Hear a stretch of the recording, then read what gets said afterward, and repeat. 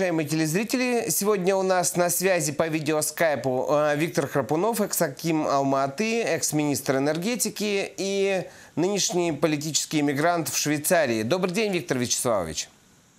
Добрый день, Алексей. Виктор Вячеславович, я хотел бы, чтобы вы прокомментировали мне чрезвычайно важное событие для Казахстана, по крайней мере, так оно представляется последние 2 года, а именно день первого президента Казахстана. Это удивительный праздник по всем параметрам, равного которому нету в мире. Я попытался сегодня в интернете набрать такое сочетание «День первого президента» и немедленно получил Республику Казахстан. Больше такого случая мировая история цивилизации не знает. В связи с этим у меня такой очень простой вопрос. Зачем понадобился такой праздник?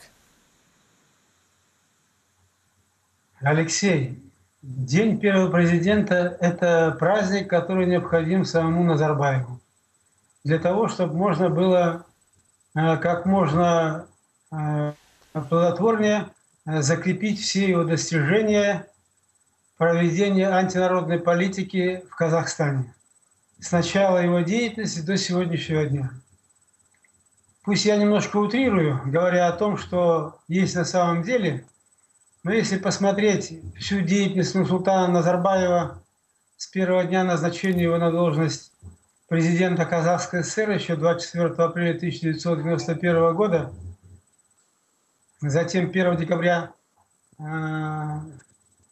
90 года и 1 декабря 91 года он был избран президентом Казахской ССР. Всенародно, безальтернативные выборы были, и он, естественно, победил с большим перевесом по отношению к другим кандидатам, которых не было. И в дальнейшем вся политика, которую проводил Нурсултан Назарбаев, она является антинародной политикой. Достаточно сказать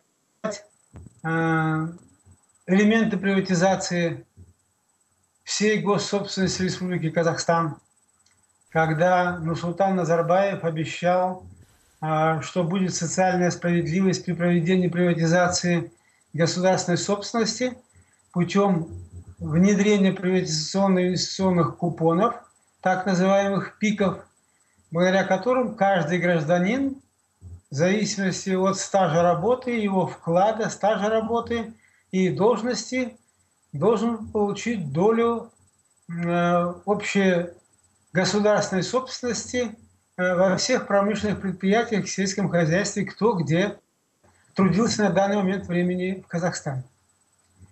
Народ поверил в данную социальную справедливость, но в конечном итоге был просто обманут. Я слышал и несколько раз слышал, на самом деле, мнение очень разных людей о том, что на самом деле существует 2 Назарбаева. Первый Назарбаев – это Назарбаев, который с конца 80-х годов, вплоть до конца 90-х годов уверенно продвигал страну вперед по пути рыночных реформ. И затем уже с конца 90-х годов превратился в Назарбаева того, которого мы сейчас видим, человека-культ, да, условно говоря. С вашей точки зрения, это была такая действительно, это 2 части в жизни было у президента Казахстана, или это какая-то другая схема? Когда президент стал культом? Алексей, я хочу отметить, что данные у Нурсултана Назарбаева в начале своей карьеры президента были хорошие.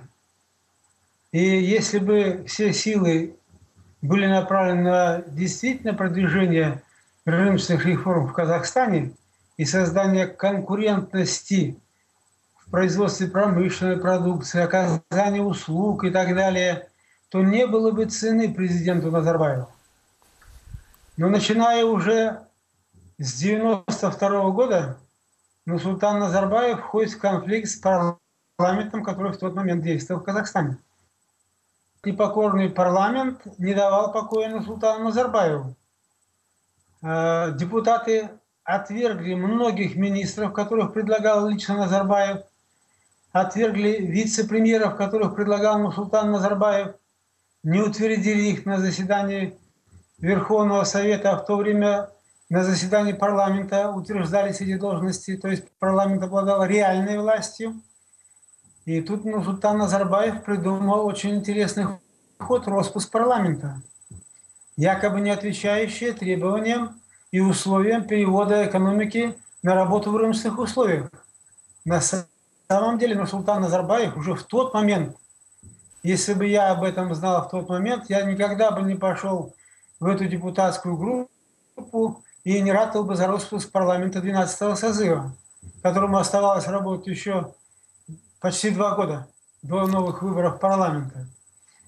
Назарбаев в тот момент уже задумал, что при распуске парламента он получит единоличное право принимать законы, так называемые, необходимые для продвижения вперед рыночных реформ. А на самом деле он принимал законы, которые позволяли ему, как рыба в воде, чувствовать себя при захвате, первое, власти, второе, экономики Казахстана, промышленных предприятий. Практически весь Казахстан сегодня находится в руках президента Назарбаева. И когда парламент 12-го созыва, Верховный Совет, был распущен, то президент Назарбаев получил от этого парламента в момент распуска мандат на принятие единолично законов республики, указов президента Республики Казахстан, имеющих силу закона.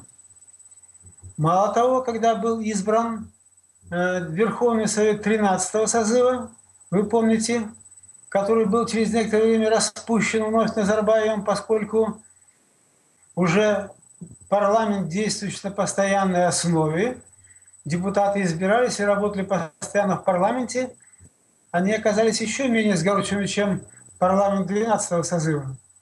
И Нурсултан Назарбаев вновь распускает этот парламент и продолжает принимать законы, которые выгодны только президенту Назарбаеву в данный момент. А вокруг всего этого создан был определенная группа людей, имиджмейкерами, такой ажиотаж и антураж, который говорил о том, что Назарбаев принимает законы, которые продвигают рыночную экономику.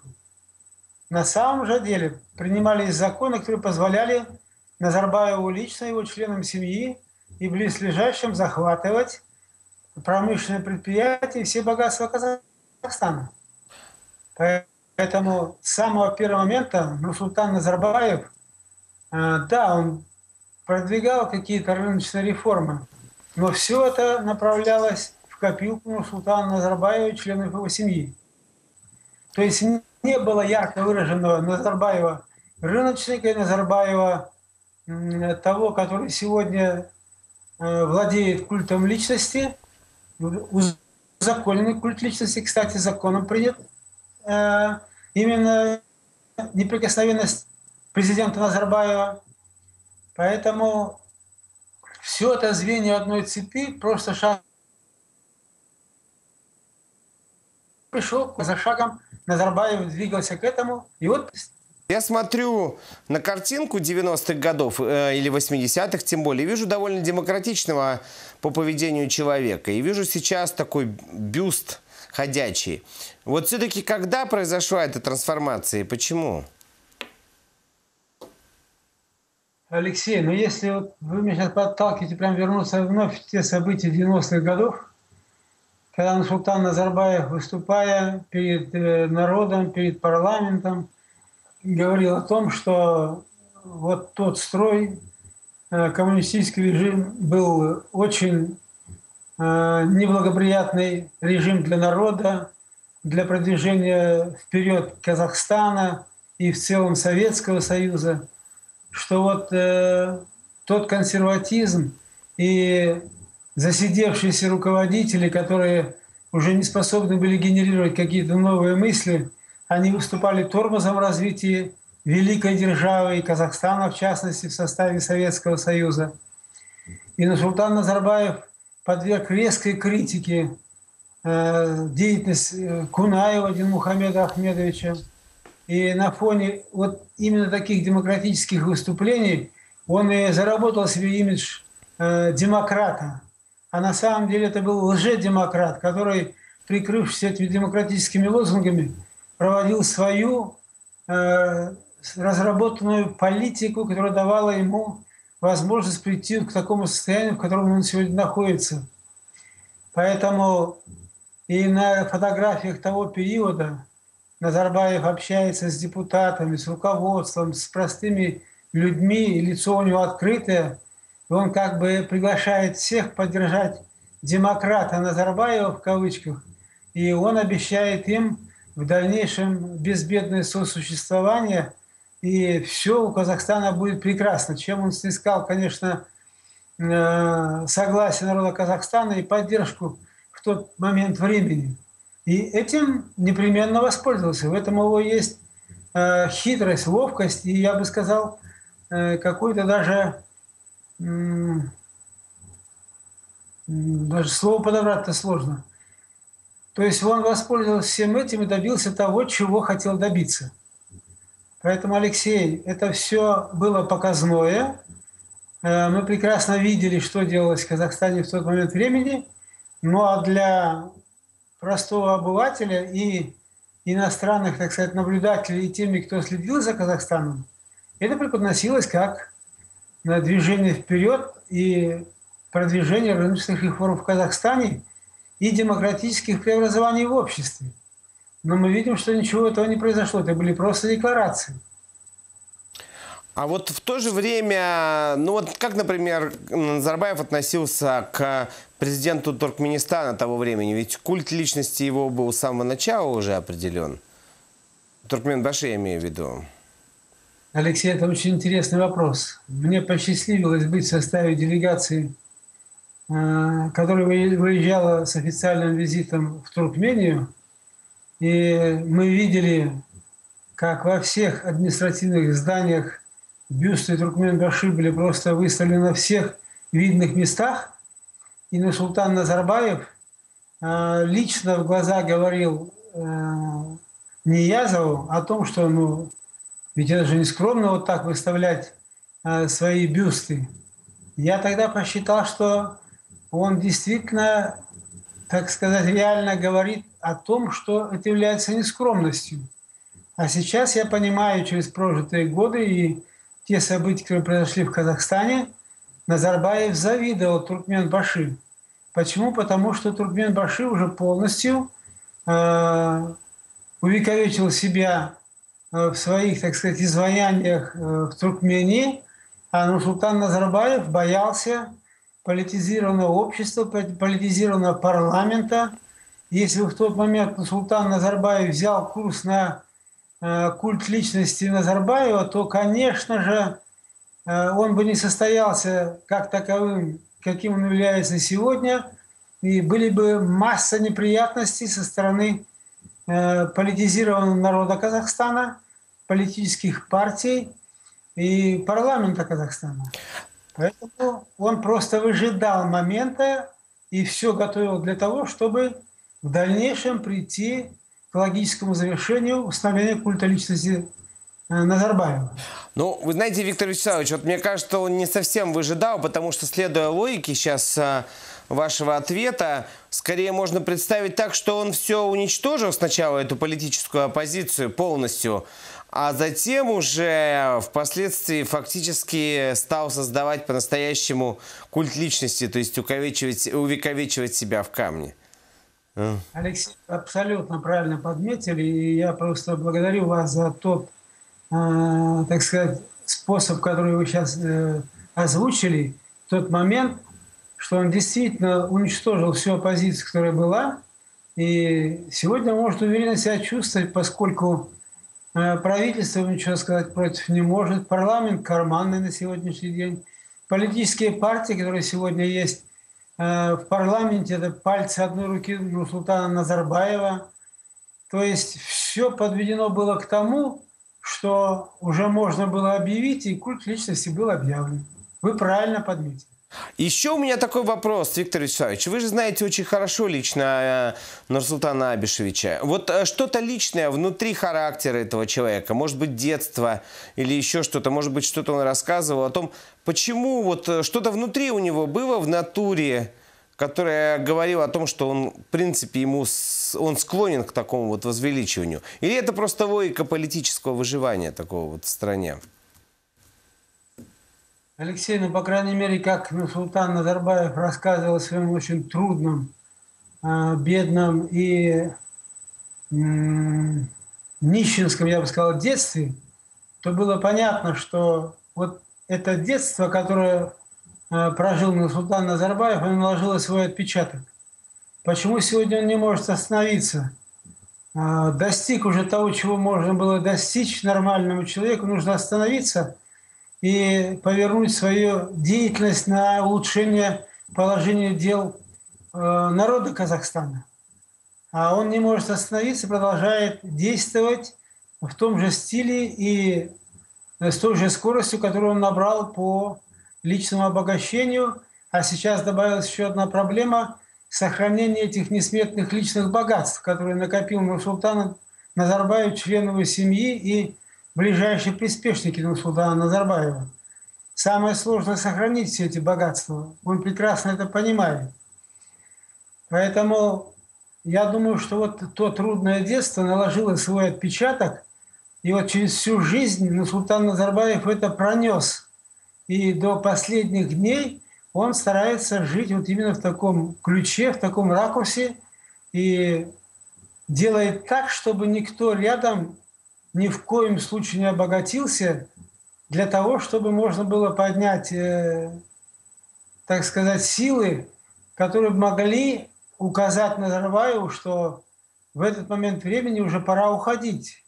Уже невозможно дальше оставаться во власти, нужно передавать власть другому. И вот Нурсултан Назарбаев в начальном этапе уничтожил всю оппозицию. В дальнейшем он создал определенный класс приближенных к нему людей. Еще в более поздний период он создает условия такие, чтобы никто из этих приближенных, обогатившихся людей не имел возможности направить финансовые ресурсы на развитие демократических реформ в Казахстане.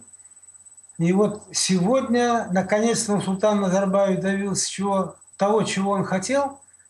Время-то уже ушло, и возраст подошел, когда необходимо принимать какие-то решения по своей должности, по своим действиям. Поэтому я твердо убежден, что вот Нурсултан Назарбаев с самого первого дня, как только его избрали президентом Казахской ССР, вынашивал, а затем материализовал эту идею, которая была утопической, но стала реальным воплощением в жизнь того, чего сегодня достиг Нурсултан Назарбаев. Виктор Вячеславович, спасибо вам огромное за очень интересное мнение. И, насколько я знаю, вы подготовили свой подарок Нурсултану Абишевичу Назарбаеву в день первого президента Казахстана, выпустив книгу во Франции. Но я думаю, что об этом мы поговорим с вами отдельно. Вот, я должен познакомиться с ее содержанием. Она только что была опубликована, уважаемые телезрители. Я думаю, что мы узнаем много нового и интересного о первом президенте страны, который празднует сегодня праздник которого, я бы так сказал, отмечает вся страна. Спасибо вам большое за внимание. Спасибо, Виктор Вячеславович. До свидания. Спасибо.